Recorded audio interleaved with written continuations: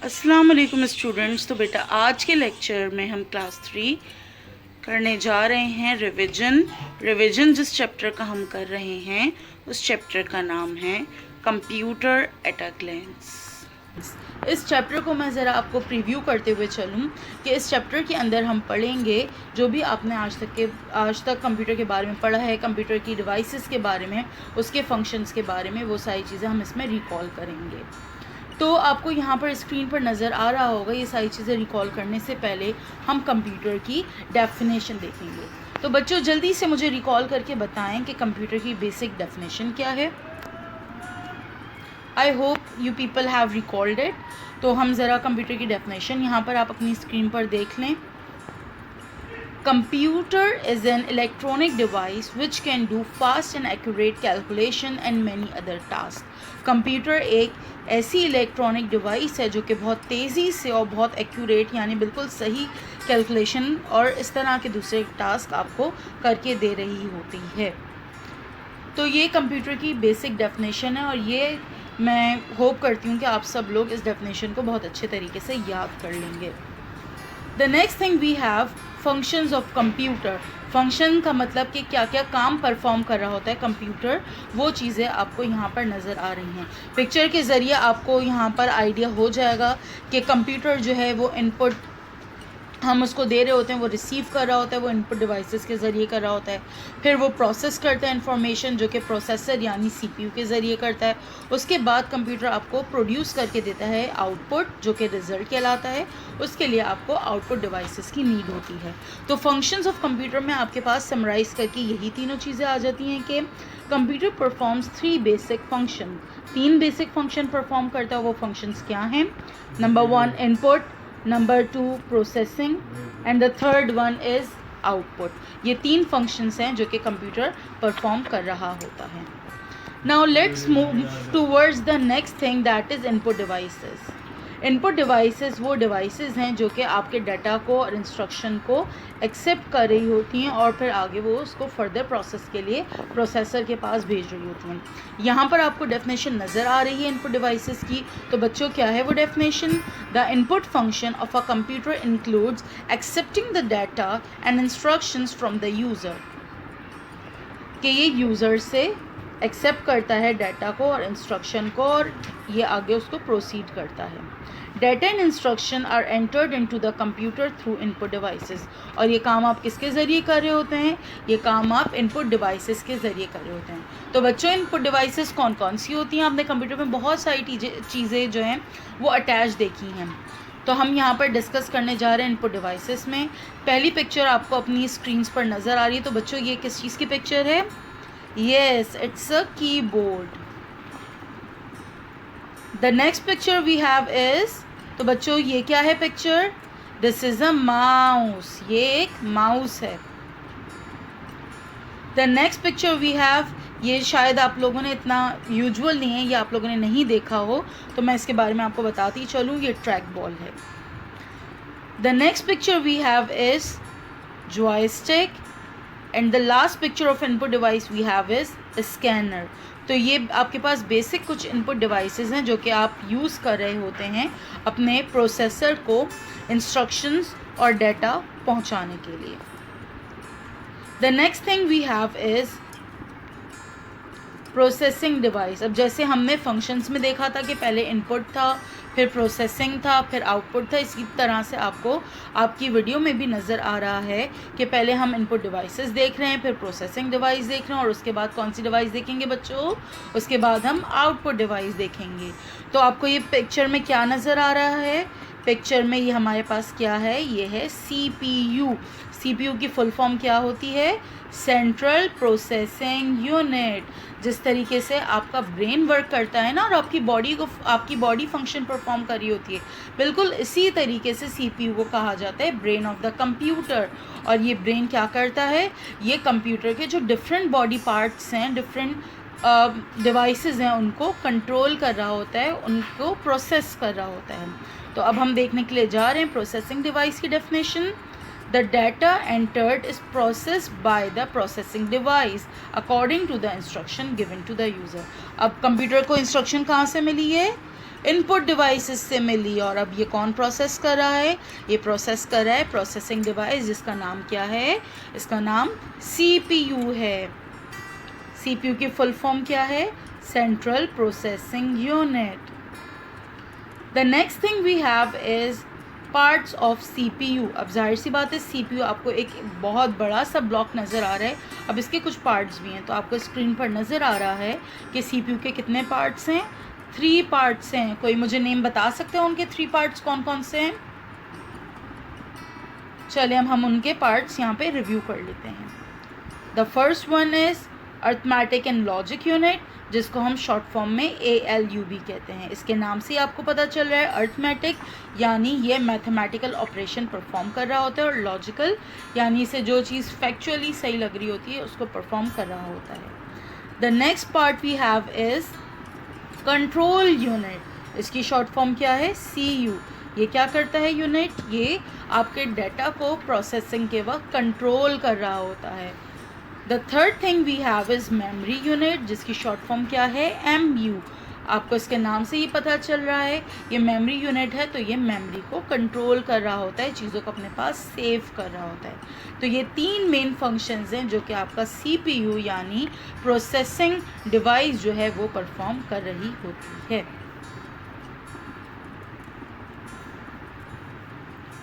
Now we are moving towards the output devices. Output devices मैंने आपको बताया वो डिवाइसेस जो कि इनपुट से होकर गुजरी हैं चीज़ें, और फिर वो प्रोसेस हुई हैं और आखिर में जाकर वो आउटपुट डिवाइसेस के ज़रिए आपको रिज़ल्ट प्रोवाइड कर रही हैं।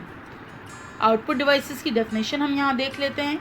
CPU does work और calculation on the data according to the instruction. जो भी CPU को जो है डाटा दिया जाता है, इंस्ट्रक्शन दी जाती है, वो उसके ऊपर वर्किंग करता है। वर्किंग करने के बाद ये हमें रिज़ल्ट देता है जो कि आउटपुट कहलाता है। द इंफॉर्मेशन और output is pass on to the user through the output devices. और वो जो रिज़ल्ट है वो आउटपुट डिवाइसेस के ज़रिए यूज़र, यानी अगर मैं इस्तेमाल कर रही हूँ तो मैं यूज़र कहलाऊँगी, अगर आप लोग इस्तेमाल करें तो आप लोग यूज़र कहलाएंगे, तो हम तक वो रिज़ल्ट पहुँच जाता है। Now move towards the output devices. कुछ पिक्चर्स आपको नज़र आएंगी स्क्रीन पर, लेट्स गेस कि उनके नाम क्या क्या हैं। First picture you have is of, it's a monitor. Monitor क्या करता है? आपको रिज़ल्ट आपकी स्क्रीन पर शो कर रहा होता है। जैसे अभी आप लोग वीडियो देख रहे हैं अपने सेलफोन्स में या फिर अपने PCs पर, तो ये जो आपका सेलफोन है इसकी स्क्रीन और आपका PC है या लैपटॉप है उसकी स्क्रीन क्या है? ये एक आउटपुट डिवाइस के तौर पे वर्क कर रही है। The next thing we have is, what is this? It's a printer. ये प्रिंटर है। प्रिंटर के ज़रिए हम क्या करते हैं? जो भी हमारा रिज़ल्ट स्क्रीन पर आता है हम उसको ऑन पेपर प्रिंट कर लेते हैं, तो ये आपके पास रिज़ल्ट आपका पेपर पे आउटपुट दे देता है, रिज़ल्ट दे देता है। The next thing we have is speaker. Speaker के ज़रिए जो भी वॉइसेस होती हैं वो वॉइसेस हम तक पहुंच रही होती हैं। And the last thing we have is plotter. Plotter के ज़रिए आप बड़े बड़े चार्ट्स और पिक्चर्स जो हैं वो प्रिंट कर रहे होते हैं। तो ये आपके पास कुछ पिक्चर्स हैं जो कि आउटपुट डिवाइसेस की यहाँ पर मौजूद हैं। अब हम बात कर रहे हैं यूजेस ऑफ कंप्यूटर की, कि कंप्यूटर कहाँ कहाँ इस्तेमाल होता है और किन किन कामों में यूज़ हो रहा होता है। So first we have is, कहाँ की पिक्चर है बच्चों? ये पिक्चर है बैंक्स की। अब अगर आप लोग कभी बैंक्स आप लोगों ने विज़िट किए हों तो आपने वहाँ पे देखा हो कि सब लोग जो है अपने कंप्यूटर्स पर वर्क कर रहे होते हैं, और जो भी आपको इन्फॉर्मेशन या जो भी आपको काम करना होता है वो आपको इन्फॉर्मेशन वहाँ से अपने कंप्यूटर्स को यूज़ करके वो आपको सारी इन्फॉर्मेशन दे रहे होते हैं। The next picture is of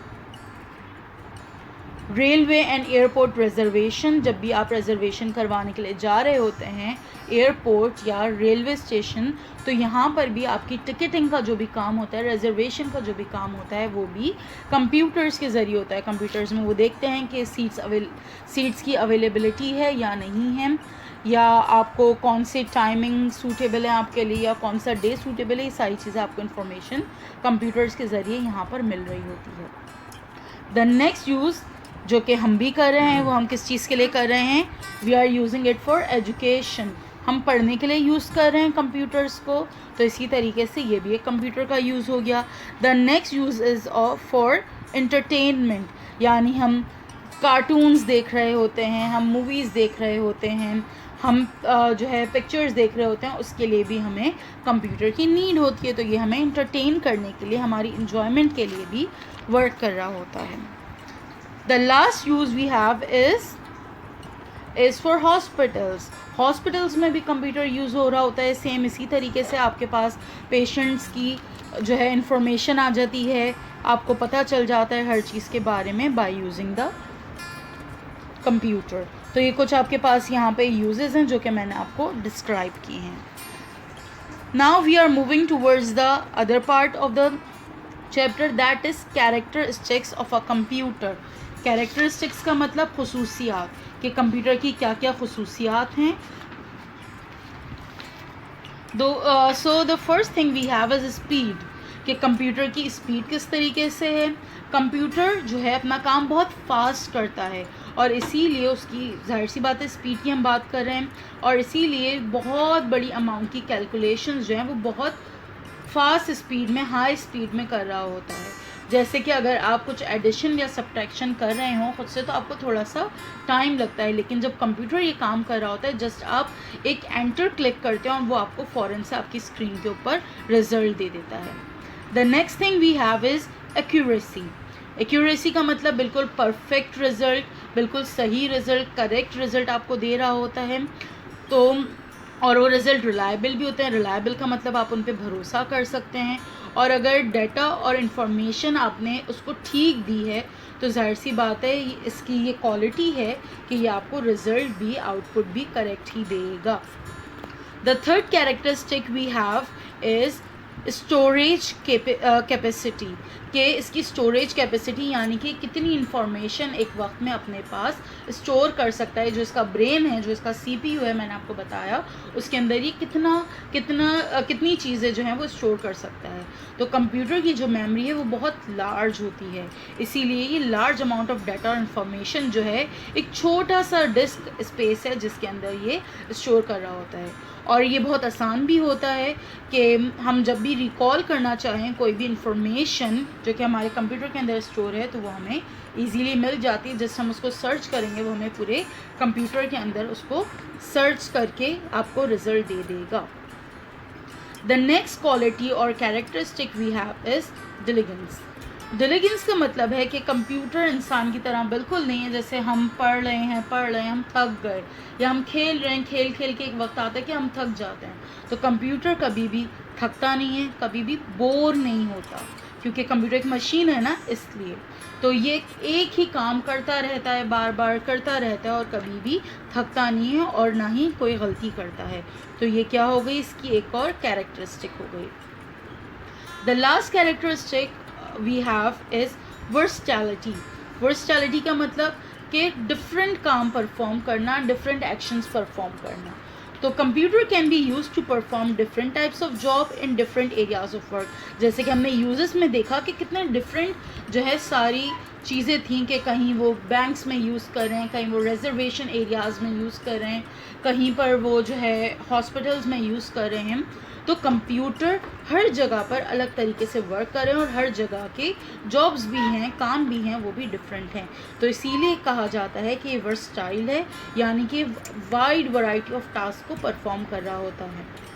तो ये सारी आपके पास कुछ कैरेक्टरिस्टिक्स थी कंप्यूटर की, कुछ खुसूसियात थी कंप्यूटर की। अब जाहिर सी बात है किसी भी चीज़ के अगर कुछ ना कुछ फ़ायदे होते हैं, खुसूसियात होती हैं, तो कुछ ना कुछ उनके नुकसानात भी होते हैं। तो नेक्स्ट स्लाइड में हम कंप्यूटर की लिमिटेशंस को, यानी कि कंप्यूटर क्या क्या काम नहीं कर सकता है, उन चीज़ों को हम डिस्कस करने के लिए जा रहे हैं। So the first thing we have is computers do not have their own intelligence. They cannot make decisions on their own. Computer का जाहिर सी बात है वो उसकी इंटेलिजेंस तो नहीं है, IQ तो नहीं है, इसीलिए वो डिसीजन खुद नहीं ले सकता कि मैं ये कर लूँ या नहीं करूँ। तो इसलिए हम उसको कमांड देते हैं, डिसीजन हम लेके उसको बताते हैं, वो डिसीजन खुद से नहीं ले सकता। The second thing we have is computers need clear instruction about every step to be performed. Computer को बिल्कुल क्लियर इंस्ट्रक्शन चाहिए होती हैं जो भी हमें काम करवाना है उससे, उसके लिए अगर ज़रा सी भी उसके अंदर कोई भी क्लैरिटी नहीं हुई तो फिर उसका हमें रिज़ल्ट भी ठीक नहीं मिलेगा। Computers need special care and dust free environment. अब ज़ाहिर सी बात है, कंप्यूटर एक मशीन है और मशीन में ज़ंग भी लग जाता है, ख़राब भी हो जाती हैं, वायर्स टूट जाते हैं, तो इसीलिए कंप्यूटर को आपको स्पेशल केयर के साथ रखना पड़ता है और इसको ऐसी जगह पर रखना होता है जहाँ पर डस्ट ना हो, मिट्टी ना हो, ताकि मिट्टी इसके पार्ट्स को ख़राब ना कर दे। So it was all about the chapter computer at a glance. इस चैप्टर में हमने बहुत सारी चीज़ें पढ़ी और एक तरीके से हमने पिछली क्लासेस को यहाँ पर रिव्यू किया है और मैं उम्मीद करती हूँ कि आपको ये चैप्टर अच्छे तरीके से समझ आ गया होगा। इंशाल्लाह हम नेक्स्ट क्लास में मिलेंगे और नेक्स्ट क्लास में हम इसके वर्किंग स्टार्ट करेंगे। टिल देन सी यू, अल्लाह हाफ़िज़, take care of your selves.